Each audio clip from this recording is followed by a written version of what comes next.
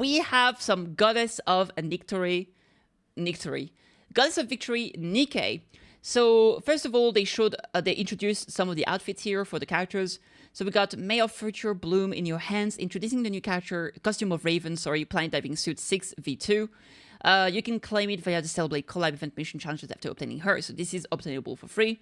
And she has the sailor color here. And yeah, she looks kind of cute. I'm not gonna lie, I'm not a big fan of the shoes that a lot of the skins in Cellblade have, where like they don't have, it's like heels, but it's like heel-less heels. Heel-less high heels, I don't really like. It gives that like that horseshoe vibe kind of thing, and I'm not a big fan of it. So this one doesn't really do much for me.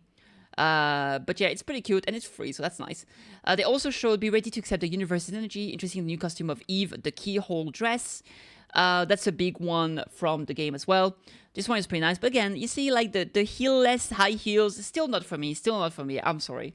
But yeah, that said, Eve's looks very cute, and this dress, a lot of people really like it for reasons that you can see a little bit all of here. So there we go.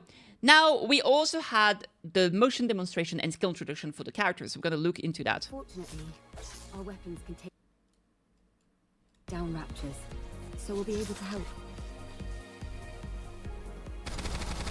That's a lot of jiggly physics, holy crap. Bang, bang, bang, bang, bang, bang, bang, bang, bang, bang, bang, bang, bang, bang. Yeah, I'm not a big fan of the shoes still, but it is what it is.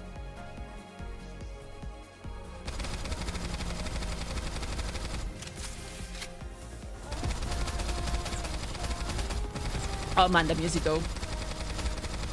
The music though. Alright, burst animation. Yeah, that's a counter. That's a counter attack. That's cool.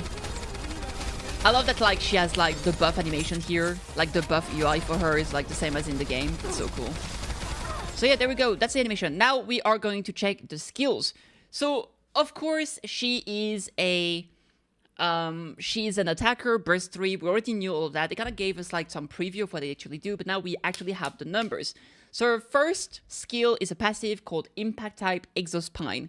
Activates when entering battle, affects self. Impact Type Exospine critical rates increase by 60% continuously. So she just gets a free 60% critical rate increase, which is bananas. Activates when landing 44 critical hits, affects random enemies.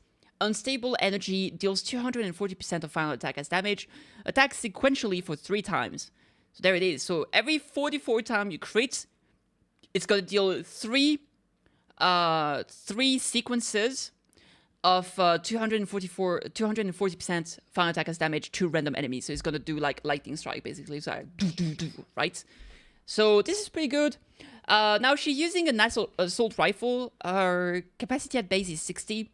So you're probably going to want to have at least, you probably want to double that potentially to get 120. Maybe a little bit more if you can. That way you can have like a nice chance, maybe like if you have over 100 and let's say, I don't know. I mean, to be fair, if you have just 120, you're probably going to be able to at least proc it 3 times if you crit all the time. So yeah, anyway, that's pretty good. Activate when unstable energy hits target. Affects target they belong to electric code. Damage taken increased by 10% for 10 seconds. So this is very interesting because this basically applies a debuff on electric code enemies, which means that she's going to be partially strong against electric code because it doesn't mean that the damage she deals is increased by 10%. It's damage that the enemy takes is increased by 10%. So even though she's a burst 3 attacker, she has some amount of amplification for the entire team, which is fantastic. Now, for their second skill, it's also a passive, Eagle Eye type Exospine. Activates when entering battle, affects self. Previous effect triggers repeatedly. Attack increased by 50% of caster's attack continuously. Max ammunition capacity increased by 25% continuously, so she does get free ammo capacity from her own kit. Which I wonder how it's going to be counted specifically, because does it takes 25% of her base ammo capacity, and basically this is gonna give her like 15 more ammo, or is it gonna be 25% of max ammo capacity of the ammo she has when she enters combat. So let's say you have double the ammo thanks to your overload gear, and then it's 25% of double that ammo. So that's a big difference potentially. So we'll have to find out once in game. Activate when landing 10 normal attack. Effect self, the target belongs to electric code. Reloads 3 rounds. Oh, and she has free reload too. Yeah, she's got to be bonkers against electric enemies. She has self reload, self ammo capacity increase, self crit buff. She's got to be critting a lot, dealing that lightning, that sequence attacks a lot. That's got to be bonkers. Okay, I like this a lot. Finally, a burst skill counter chain. It's a cooldown of 40 seconds. Affect random enemy. Deal 457.14% of final attack as damage. Attack sequentially for 6 times. Basically, it's double her passive here. And of course, it is not dependent on hitting critical hits. So it's just like double the damage, double the instances of damage as well. It goes from 3 to 6 and from 240 to 457. Effect self, Exospine MK2. Function enhances Exospine. Lasts for 10 seconds. Triggers impact type Exospine MK2. Effect damage multiplier of unstable energy sequentially attack is scaled by 100%. Triggered eagle eye type Exospine MK2. Effect damage multiplier of eagle eye type Exospine is scaled by 100%. Basically, she's going to buff that damage here by 100% for the duration of this ulti, so like 10 seconds. And she's going to increase the damage multiplier that she gets here, so her attack is going to increase by 100%. So this is actually kind of crazy. She's pretty straightforward. She's just a damage dealer that deals a lot of damage, a lot of crits, a lot of like sequential attack from hitting some requirements, and she also slightly amplifies the damage that enemy takes, which is kind of nice. I don't know how strong she's gonna be, but on paper it does look pretty good. I like it. Now, moving on, I'm going to talk very quickly about Lily because she's a SR character. So, unfortunately, she's probably going to be a little bit underwhelming. She uses an SMG Artemis cannon, a supporter with strengthen her allies and restore their cover. All right, let's see the animation. Leave all the mechanical stuff to me. Maintenance, repairs, enhancements, you name it, I've got it all covered.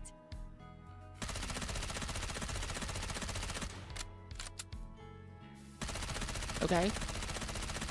Yeah, nothing much to see here. Let's see the ultimate. The burst animation, I mean. Lily is adorable, by the way, I will say. I really like her in the game. This is my ultimate masterpiece. Ah, look at her. Alright, great. Alright. Now for a skill, precise adjustment, it has a cooldown of 15 seconds. Affect one random ally unit, attack increased by 20% of caster's attack for 5 seconds. Yeah, so basically there's like a 10-second downtime and it's, yeah, whatever. Emergency repairs, also cooldown of 15 seconds. Affect all allies, covers HP recovered by 10%. And then burst skill, the best engineer, it's a 40 cooldown. Oh my god, a 40 cooldown. 40-second cooldown on the burst too. Affect one random ally unit whose cover has been destroyed. Rebuild cover with 30% HP. Attack increased by 20% of casted attack for 10 seconds. Affect one random ally unit if there is no ally unit whose cover has been destroyed. Attack increased by 40% of casted attack for 10 seconds. Yeah, this is basically a mix of Litter and Biscuit, but weaker on an SR unit. But like, yeah, she's adorable, but unfortunately, that's all there's gonna be, right? Now, moving on, we got Raven with a rocket launcher, the Cryo Blade. And she is a attacker whose attack power grows stronger whenever she destroys enemy parts. Let's have a look. This world is so similar to mine. No wonder it makes me sick. Damn. Oh, there's like a little shadow light going up. That's cool. So yeah, she's very similar to Scarlet. Especially Black Shadow because she's also a rocket launcher.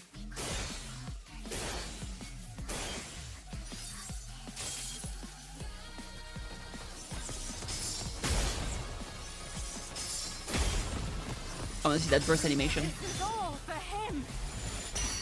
Yo! That's so cool. Oh, damn. Yeah, okay. She's so similar to Scarlet. What the hell? Alright, let's read her kit. So she's an attacker, she's iron, rocket launcher, and she's burst 3. A Shockwave is the first passive skill. Activate when performing full charge attack. Affect one enemy unit nearest to the crosshair. This 68.46% final attack has sustained damage every 1 second, stack up to 10 times, and lasts for 5 seconds. Activate when entering full burst. Affect self. Attack increased by 47.52% of caster's attack for 10 seconds. So basically, she deals dot damage after charging your attack fully. And when she bursts, she also gains increased attack. No, when she enters full burst, it doesn't mean she has to burst herself. Passive 2, Blue Blade. Activates when entering battle, affects self. Vital attack, damage to part increased by 21.12% per 5 seconds. Activates when entering full burst, affects self. Vital attack, damage to parts increased by 21.12% for 5 seconds. Activates when an ally or self destroys enemy's part. Affects self if self is not in AN mode status. Single point attack. Sustained damage increased by 47.32% for 15 seconds. Remove vital attack. So basically, when she enters combat, she has 5 seconds where she's actually stronger. And then every time she enters full burst, she also has 5 more seconds when she deals more damage to parts. And when she... when an ally or herself destroy an enemy's parts, she will lose the vital attack, but instead she get increased sustained damage, which will buff the dot damage that she applies through Shockwave. Finally, burst skill Tempest. It has a 40-second cooldown, affects all enemies including parts. Deal 492.3% of final attack as burst skill damage, affects self and mode. Effect 1, remove single point attack. Effect 2, sustained damage increased by 89.44% for 10 seconds. So basically, she enters AN mode. That's why this one does not affect herself when she is already in NN mode, because this will override the single point attack and the sustained damage increases. There we go. So she's very straightforward. Basically, she deals dot damage, she's strong against enemy parts, and she increases her own dot damage. So there we go. Now, what I really like is the fact that she affects all enemies, including parts. So if you're fighting a boss that has a lot of parts, that's going to hit the boss and all of it's the parts. So this can get super high until multiplier against an enemy with a lot of parts. So I think she is maybe going to be good against specific solo raid or just bosses. Now the question is, which boss have a lot of parts? I don't know. So yeah, we'll see. But at the very least, she looks interesting. I kind of like her. Here we can see her in the Midsummer Alice skin. You can get it from the pass. She's quite pretty. There we go. We like this. And now moving on, we can see the Memory Stellar content calendar. So you can see what you can expect. We are getting Memory Stellar, which is going to be the Stellar Blade events. Then we're also getting the 90-bar raid minigame event, which is like the Stellar Blade gameplay inside of this game. Story 2 is going to open after a little bit of time, the hard mode again, so it's going to have to wait a few weeks. We're also getting episode Privity, which I think those episode thing is basically, just do their episode and you get some rewards. The same for Snow White here. We're getting Champion Arena Beta Season 6, Special Arena Tailing, Rookie Arena, there we go, with all the outlet stuff. Raid-wise, we are getting some co-op. We're getting 3 coordinate operation because they're all linked to the collab. As always, we're going to be fighting the Gatekeeper. And there's also going to be a solo raid. I assume it's going to be a new boss. Now, we're also getting some full burst days, as always. New gameplay updates and features. Added coordinated operation version 2.0. Added the quick purchase feature for the following shops. Okay, so what you got to keep in mind. Yeah, it doesn't say the following shops, but I think it's like all the shops. The coordinate operation version 2.0 is the new coordinate op that works where you can pick whether you want to enter like the normal mode or the challenge mode. And normal mode, as soon as you destroy or like as soon as you reach like rank 8 or 9, I don't remember how many there are, it ends, right? And there is also autoplay. So that way, you don't have to sit there and hit the enemy forever, right? Now, if you want to actually try to get the highest score, then you can go into challenge mode and you either matchmake or you go with friends. And it's like previously, even if you reach like 8, you can still hit the boss for as much damage as you can. And if you enter challenge mode and you are AFK and stuff like that, you can get reported and you can get banned from challenge mode temporarily. So yeah, this is great for people that just want to put the bare minimum and move on.